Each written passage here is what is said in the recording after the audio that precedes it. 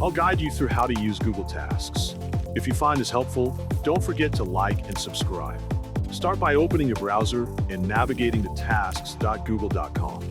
Once the page loads, you'll see your default task list. To create a new task, click on the Add a Task button at the top of the list, type your task name, and press Enter. If you want to add more information, click on the task to open its details. Here, you can write notes or set a specific date and time to remind yourself. To stay organized, use task lists. Click the list name in the top left corner to switch between existing lists or create a new one. Perfect for separating work tasks from personal ones.